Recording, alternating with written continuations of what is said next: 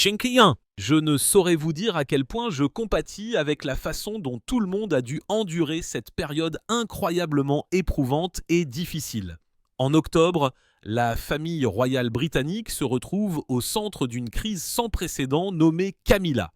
La femme autrefois surnommée l'ombre derrière le trône a soudainement pris une action qui a stupéfié tout le royaume, se transformant en visage emblématique de la monarchie. Des sources internes confirment qu'il ne s'agissait pas seulement d'une décision artistique, mais d'une déclaration de pouvoir méticuleusement préparée par Camilla dans l'ombre. Elle a utilisé sa position pour approuver un projet intitulé « Honorer l'héritage des femmes royales en Grande-Bretagne » afin de tromper la confiance des autres membres de la famille royale. Mais en réalité, elle l'a transformée en une prise de contrôle solitaire de l'histoire. Et ce n'est qu'à l'aube que toute la Grande-Bretagne s'est réveillée sous le choc. Debout devant les portes de Buckingham, il n'y avait ni Élisabeth, ni Diana, ni Charles, mais Camilla. De l'intérieur du palais, on dit que Charles a brisé sa tasse de thé en voyant l'image. L'action de Camilla était-elle juste une crise de jalousie impulsive ou un complot calculé pour remplacer les symboles mêmes de l'Angleterre ? Et face à ce défi, Charles restera-t-il silencieux ou l'histoire assistera-t-elle au plus grand bannissement depuis l'époque d'Élisabeth II ? Ce matin du 9 octobre 2025, toute la Grande-Bretagne s'est réveillée sous le choc sans précédent. Alors que les premiers rayons de soleil perçaient le brouillard londonien, les gardes aux portes d'entrée de Buckingham Palace ont découvert un spectacle incroyable. En plein milieu de la place royale, une gigantesque statue avait été érigée pendant la nuit, le portrait de la reine Camilla. Personne ne savait qui l'avait approuvé. Personne n'avait vu de camion de transport aller et venir. Pourtant, elle se dressait au cœur de la capitale, devant le symbole du royaume entier, comme si elle existait depuis des générations, défiant à la fois le temps et l'histoire. La nouvelle s'est répandue en quelques minutes. Les journalistes ont envahi les lieux. Les caméras et les longs objectifs se sont massés autour des barrières de fer noir où l'emblème de la couronne dorée brillait encore dans la brume matinale sur le ciel gris pâle. Le visage de bronze de Camilla reflétait une lumière brillante, créant une aura à la fois majestueuse et glaçante. Ce visage ne souriait pas comme les portraits royaux habituels. Il affichait une expression hautaine, les lèvres pincées, les yeux fixant droit les portes de Buckingham, un lieu traditionnellement réservé aux statues des monarques décédés. Les gens ont commencé à se rassembler. Ils ont pointé du doigt, chuchoté, filmé et publié sur les médias sociaux à la vitesse de l'éclair. Une statue de Camilla devant le palais. Que se passe-t-il ici ? Est-ce l'ordre du roi ou l'a-t-elle érigée elle-même ? Chunk 2. En moins d'une heure, de la BBC à Sky News, du Daily Mail au Guardian, tous diffusaient la même image. Camilla en bronze, dominant la place dans une pose de reine d'une nouvelle ère. Les titres sensationnels ont afflué. Le nouveau visage de la monarchie. La statue de Camilla choque la Grande-Bretagne. La reine consort a-t-elle déclaré son propre héritage ? Les journalistes ont tenté de contacter le bureau royal pour obtenir une confirmation, mais les téléphones étaient tous en mode sans commentaire. Le porte-parole officiel de Buckingham Palace a été aperçu quittant son domicile en silence, le visage tendu, refusant toutes les questions. Ce silence, au lieu de calmer le public, n'a fait qu'alimenter davantage de soupçons. Une journaliste de Sky News a déclaré en direct « Depuis plus d'un siècle, personne n'a jamais érigé de statue devant Buckingham sans l'approbation du Conseil royal. La question est, qui a autorisé cela et pourquoi, Camilla ?» La foule s'épaississait de minute en minute. Certains ont apporté des fleurs pour les déposer au pied de la statue, comme pour honorer une reine régnante, mais d'autres portaient des photos de Diana, les plaçant discrètement au pied de Camilla avec des mots écrits au marqueur « Tu ne peux pas la remplacer ». L'atmosphère est devenue chaotique. Au matin, le hashtag #statue de Camilla est devenu numéro 1 dans tout le Royaume-Uni. Les commentateurs politiques sont passés à l'antenne pour analyser la situation. L'un d'eux a déclaré « Il s'agit d'une démonstration de force symbolique. Une statue devant Buckingham n'est pas seulement de l'art, c'est une déclaration sur le statut de la personne ». Un autre a rétorqué « Si elle n'a pas été approuvée par le roi, il s'agit d'une appropriation de l'espace royal sacré, une insulte à la tradition et au passé. Tous les regards se sont tournés vers le palais, mais Charles n'est pas apparu. Pas de déclaration, pas de mot officiel. Aucun signe de réaction derrière les lourdes portes de Buckingham. Les caméras de télévision ont diffusé en direct toute la matinée, attendant que le roi ou un membre de la famille apparaisse à la fenêtre supérieure donnant sur la place. Mais il n'y a eu que du silence. À midi, les médias ont commencé à demander « Pourquoi Charles ne montre-t-il pas son visage ? Où est-il ? La statue pourrait-elle faire partie d'une nouvelle campagne d'image royale ?» Lors d'une réunion rapide à la salle de rédaction de la BBC, le rédacteur en chef a ordonné « Mettez l'affaire Camilla en tête de liste ». Question clé. Pourquoi sa statue ? Pourquoi maintenant ? Le journal télévisé de midi s'est ouvert sur la voix grave de la présentatrice. Ce matin, le peuple britannique a été stupéfait de découvrir une statue de la reine Camilla érigée juste devant Buckingham Palace. Le palais n'a pas encore fait de commentaires. Pendant ce temps, les spéculations vont bon train. Chunk 3. Cela fait-il partie d'un effort pour redéfinir l'image royale ou s'agit-il d'un excès de la reine consort ? Des images en gros plan ont été diffusées au ralenti. La main de Camilla touchant l'ourlet de sa robe, les yeux de bronze brillant comme s'il regardait de la foule, les épaules légèrement en avant, pleines d'autorité, l'animateur a commenté « Le regard de cette statue n'est pas celui de l'humilité, c'est le regard de quelqu'un qui déclare « Je suis ici et je ne serai pas oublié ». Pendant ce temps, dans les cafés autour de Westminster, les gens parlaient avec animation. Certains disaient qu'il s'agissait d'une nouvelle stratégie de relations publiques royales pour rafraîchir l'image après l'ère d'Élisabeth II. D'autres qualifiaient cela de signe de folie de pouvoir. Une femme âgée tenant un journal a déclaré à un journaliste « Si Diana était vivante, elle rirait amèrement. Camilla a passé sa vie dans son ombre et maintenant elle veut une statue pour s'affirmer. Mais le pouvoir ne peut pas être coulé dans le bronze. » Au fil de l'après-midi, les opinions sont devenues plus tranchées. Certains groupes de défense des droits des femmes ont exprimé leur soutien, qualifiant l'érection d'une statue pour une femme vivante de progrès culturel bienvenu. Devant les grilles du palais, des milliers de personnes se sont massées. Un petit groupe a scandé « C'est Diana pour toujours ». Un autre a rétorqué « Longue vie à la reine Camilla ».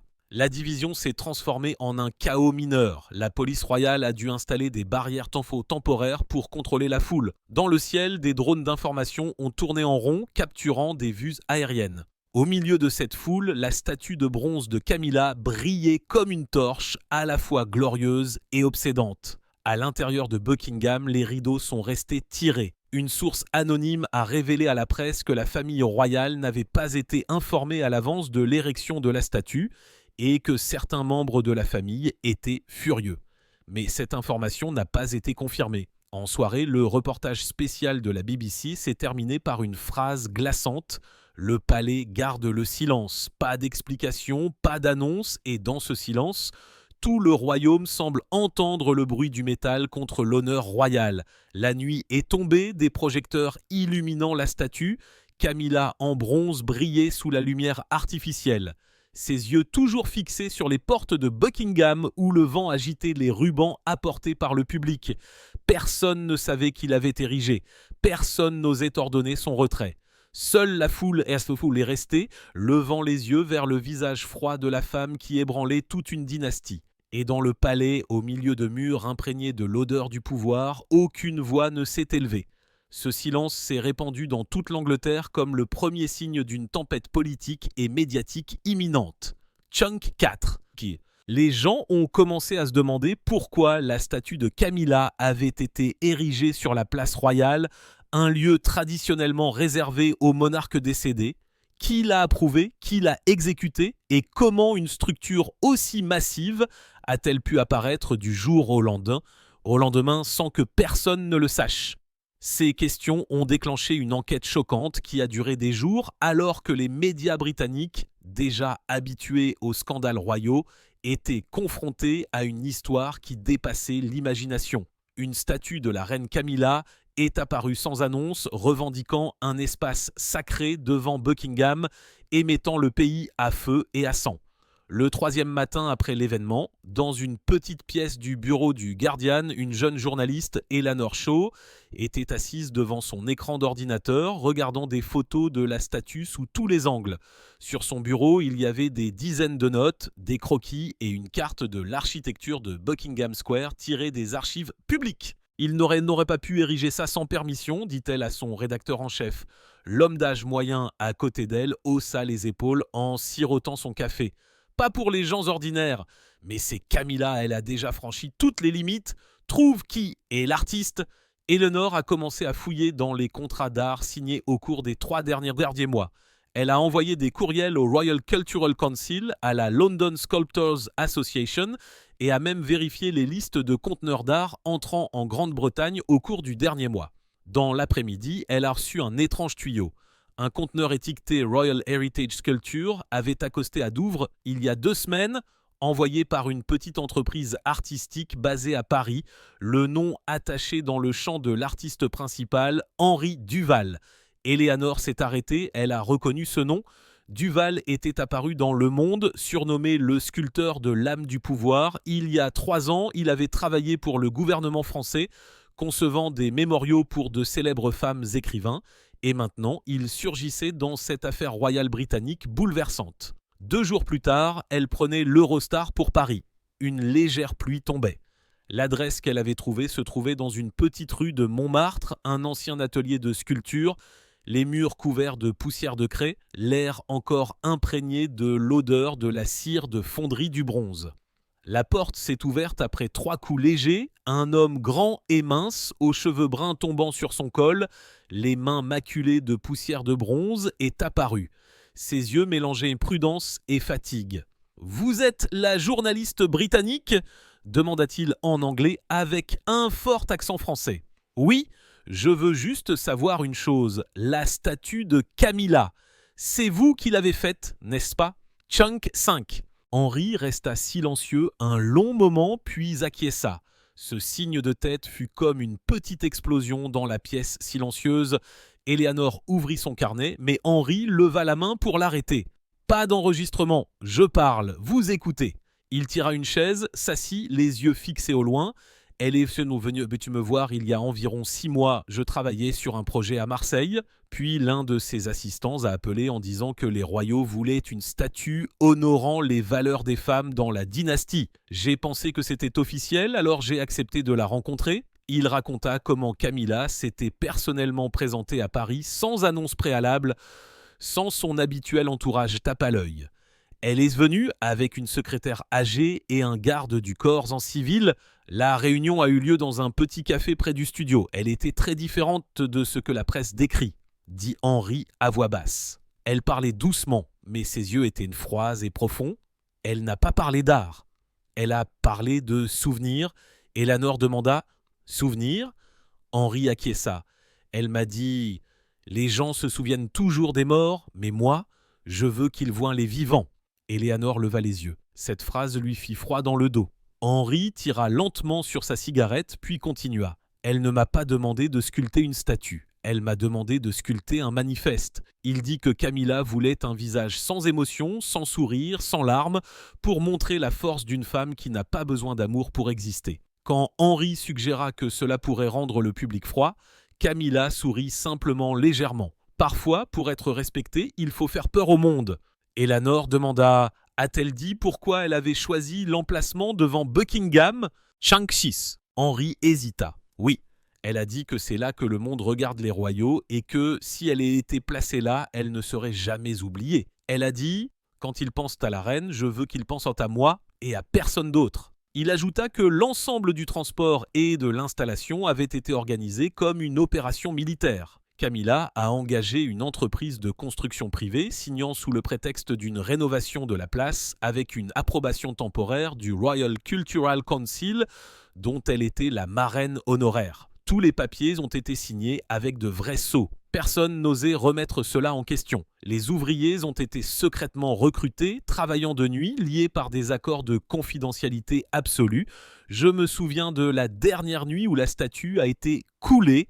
Elle est venue au studio et est restée à la regarder pendant 1 heure sans rien dire, Quand je lui ai demandé si elle était satisfaite, elle a juste dit « J'ai attendu toute ma vie que le monde me regarde avec admiration ». Henri s'arrêta, les yeux fixés sur la fenêtre striée par la pluie. Je ne pense pas qu'elle soit folle.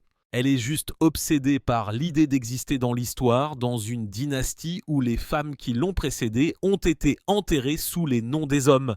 Éléanore resta immobile, feuilletant la page de son carnet. Elle réalisa qu'elle venait d'entendre la confession la plus cruciale de tout l'événement. « Pouvez-vous me laisser citer ces mots exacts ?» Henri pinça les lèvres, acquiesçant lentement. « Oui, mais écrivez-le bien, dit-elle. Quand l'histoire ne se souvient que des femmes mortes, je la forcerai à voir la femme vivante. » Cette phrase résonna dans la pièce silencieuse comme une déclaration obsédante. Éléanore était stupéfaite. Elle savait que la publication de cela déclencherait une tempête. 2 jours plus tard, son article fit la une du Guardian. La femme qui a forcé l'histoire à la regarder. L'article citait un artiste français anonyme qui avait travaillé directement avec la reine Camilla et relatait toute la conversation. La fin citait cette phrase textuellement et cela a mis le feu aux poudres en Grande-Bretagne une fois de plus. Ce soir-là, les émissions d'information télévisées ont toutes mentionné Henri Duval. Le journal télévisé de la BBC a commencé par la voix du présentateur. Selon des sources d'enquête, la statue de Camilla a été réalisée par l'artiste français Henri Duval sur une commande secrète de la reine elle-même. Monsieur Duval a révélé que la reine considérait la statue comme un manifeste pour une nouvelle dynastie.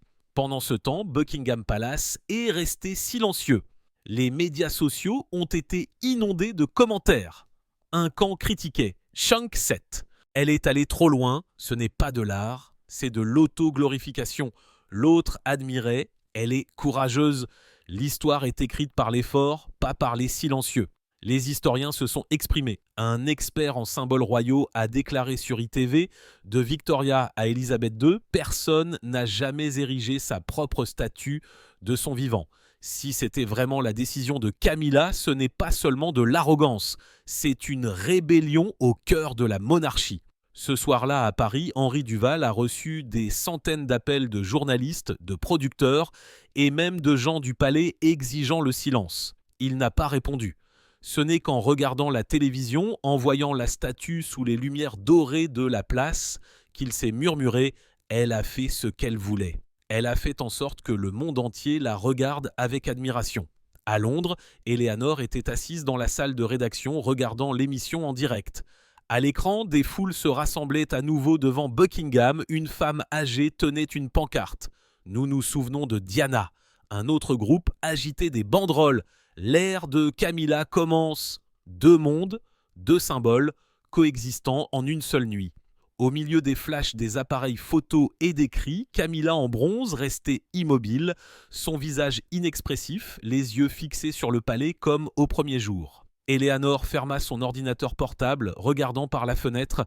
À ce moment, elle comprit que cette histoire n'était plus seulement une nouvelle, c'était le début d'une nouvelle tragédie dans l'histoire royale, une tragédie née de l'ambition d'être remembered et de la peur d'être oubliée. Quelque part dans l'ombre de Buckingham, Camilla souriait peut-être.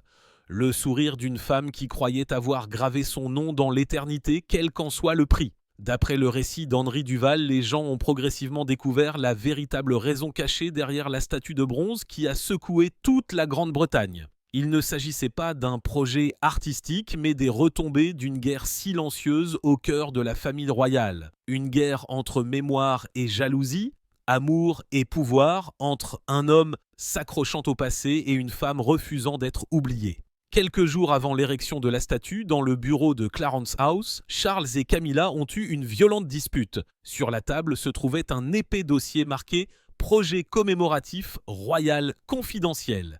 Il s'agissait d'un plan détaillé pour un mémorial à Diana, approuvé par Charles lui-même.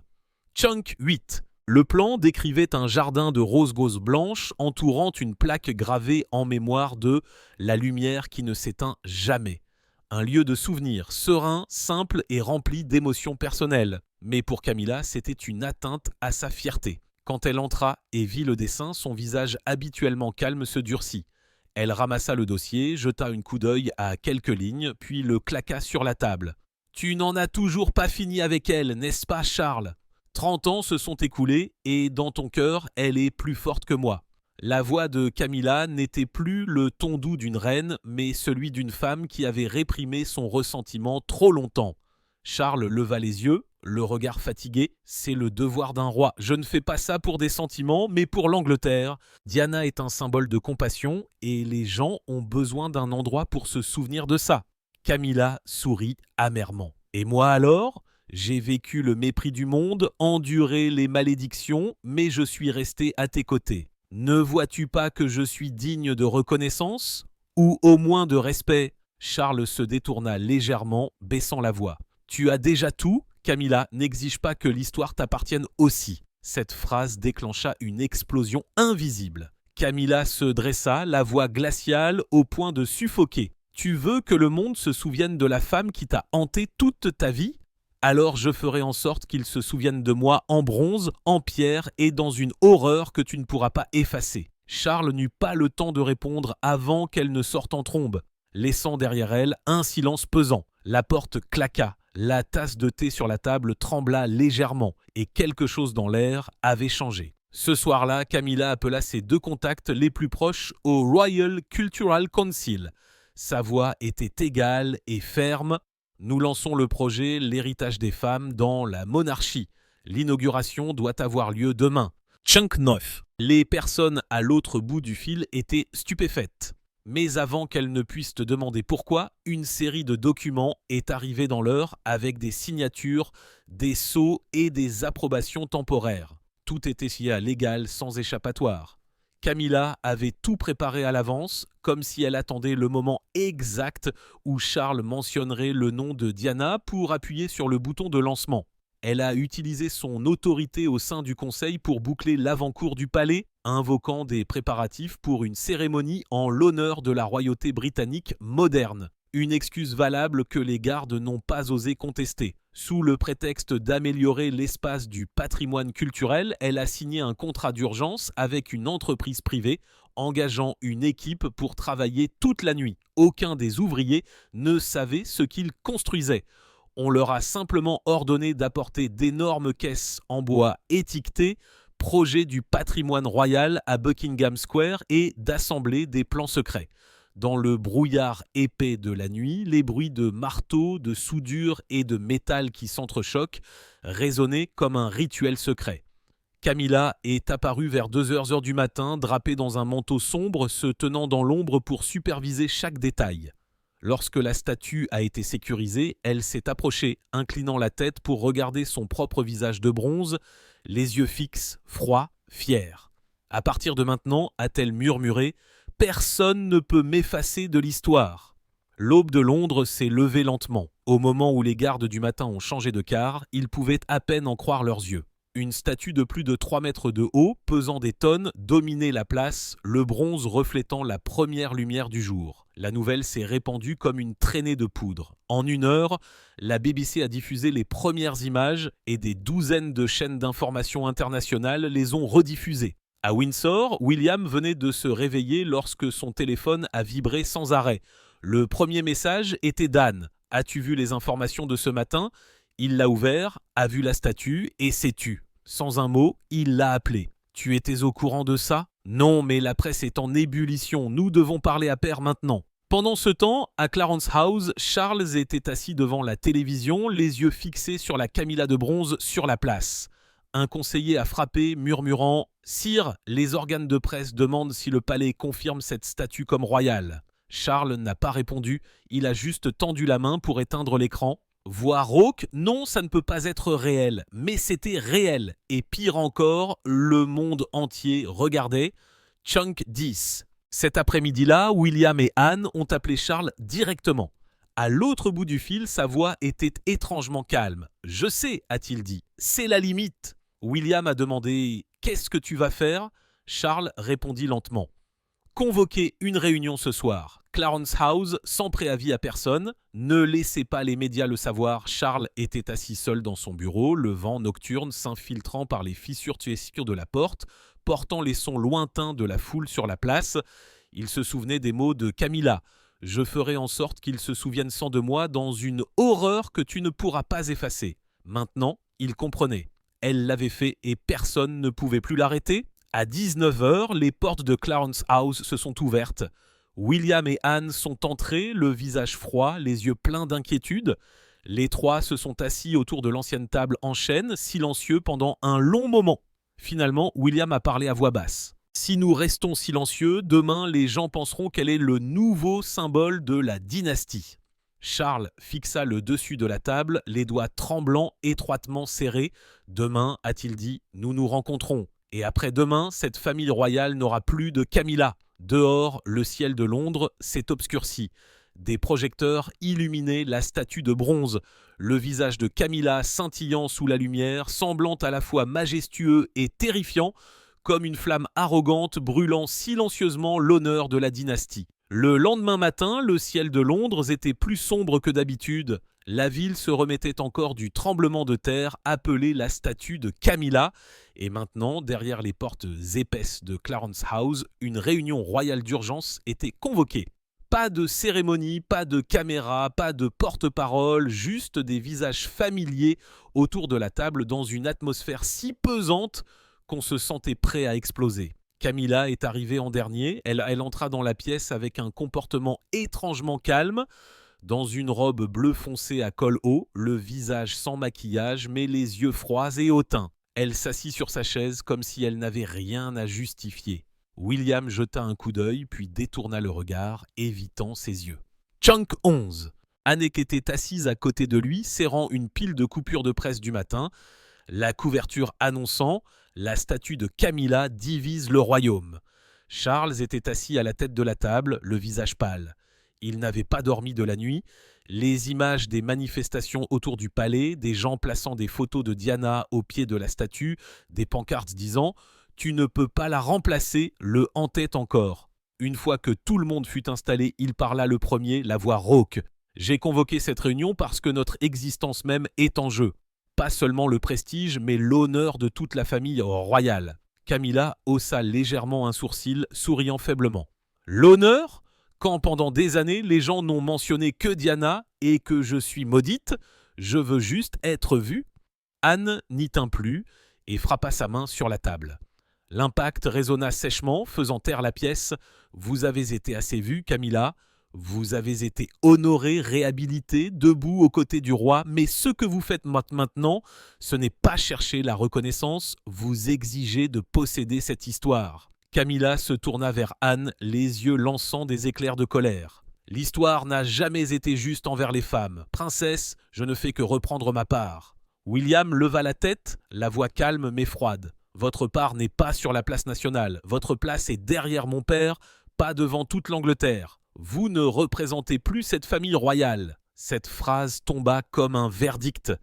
Camilla pâlit mais força un sourire moqueur. « Un garçon élevé dans la gloire ose me donner des leçons sur la position. Vous pensez que je ne sais pas qui manipule les médias ces jours-ci?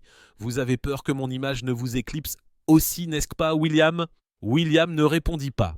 Kate, qui était restée silencieuse depuis le début, baissa la tête plus bas, les yeux pleins de larmes. Chunk 12. Elle ne voulait pas intervenir, mais ne put retenir un doux sanglot. Anne posa une main sur son épaule, la réconfortant, puis se tourna vers Charles. « Vous devez dire quelque chose, nous ne pouvons pas la laisser dire un mot de plus. » Charles leva les yeux. Dans la faible lumière de la fenêtre, son visage montrait de profondes rides de foi perdue. Il se leva lentement, s'approchant de Camilla, le regard à la fois triste et furieux. « Vous avez transformé ce palais en un théâtre d'arrogance. Vous avez abusé du nom royal pour votre propre ego. J'ai cru un jour que nous pourrions préserver l'image de la dynastie ensemble, mais j'avais tort. » Camilla ouvrit la bouche pour rétorquer, mais Charles la coupa. « Je ne laisserai pas la jalousie devenir un héritage. Vous avez plongé la famille royale dans la crise, détournant des millions de personnes. Je ne peux pas laisser cela continuer un jour de plus. » À ce moment-là, Camilla perdit son sang-froid. Elle se leva brusquement, la voix stridente. « J'ai passé ma vie à vos côtés, à couvrir vos erreurs, à endurer le mépris du public, et maintenant vous me rejetez comme un bagage encombrant. » Charles se détourna, silencieux. Il regarda Anne et William, puis acquiesça. La décision était prise, la famille royale tiendrait une conférence de presse nationale le lendemain matin, annonçant le démantèlement de la statue de Camilla et suspendant toutes ses fonctions publiques. Une minute de silence enveloppa la pièce. Seul le grattement froid et décisif de la signature de peine. Camilla fixa le document de décision, le visage exsangue. Elle sourit amèrement, la voix tremblante. « Alors, vous vous unissez tous contre moi, très bien. Peut-être que l'histoire se souviendra encore de moi, même si ce n'est que comme une bannie du trône. » Anne se leva, la voix ferme. « Personne ne vous bannit, Camilla, vous l'avez fait vous-même. » Dehors, la pluie commença à tomber. Un tonnerre lointain résonna à travers les fenêtres comme une triste mélodie pour une ère qui se termine. Chunk 13. Charles retourna à son siège, la tête baissée, les mains étroitement jointes. Dans la faible lumière dorée, il tremblait légèrement, non pas à cause du froid, mais à cause d'une colère longtemps réprimée. Kate le regarda, les larmes coulant sur ses joues. Elle comprit qu'avec cette décision, non seulement Camilla perdait tout, mais que la famille royale porterait une autre blessure inguérissable. Ce soir-là, alors que l'obscurité recouvrait Londres, l'équipe de construction reçut l'ordre de recouvrir la statue d'un épais tissu noir. Sous les réverbères et les objectifs des journalistes, l'image apparut comme un enterrement bizarre, l'enterrement d'une reine vivante. Les titres des médias tonnèrent, les médias titrèrent, les funérailles d'une reine vivante. Le lendemain matin, un vent froid balaya la cour du palais. Le ciel gris de Londres jetait un air matinal inhabituel sur Buckingham, comme si l'endroit se préparait à un adieu que personne ne voulait nommer. Les bas-de-pied des gardes claquaient uniformément sur la pierre. Aucun mot n'était prononcé, aucun regard n'était jeté vers la femme debout sur les marches. Camilla, dans un long manteau gris, les cheveux légèrement ébouriffés par le vent, s'avança lentement vers la porte principale. Pas de cérémonie, pas de voiture d'escorte, personne pour la raccompagner, seulement le grondement des moteurs des camions derrière et le gémissement des excavatrices commençant leur travail assigné, démantelant sa statue. Chaque bruit sourd résonnait lourdement et froidement. Le bronze se fendit, tombant sur la pierre, les sons résonnant à travers la place vide. Lorsque la tête de la statue tomba, la lumière du petit matin frappa la surface déformée. Le visage de bronze de Camilla, maintenant seulement à moitié, les yeux métalliques fixant le ciel comme pour interroger le destin. Elle s'arrêta, se retournant pour un dernier regard. Voix fatiguée mais toujours teintée de fierté. « Au moins, les gens m'ont vu debout là. » Personne ne répondit. Pas de Charles, pas de William, pas de larmes de la part des royaux. Dans une pièce à l'étage, les rideaux à moitié tirés, la silhouette de Charles se découpait sur la faible lumière.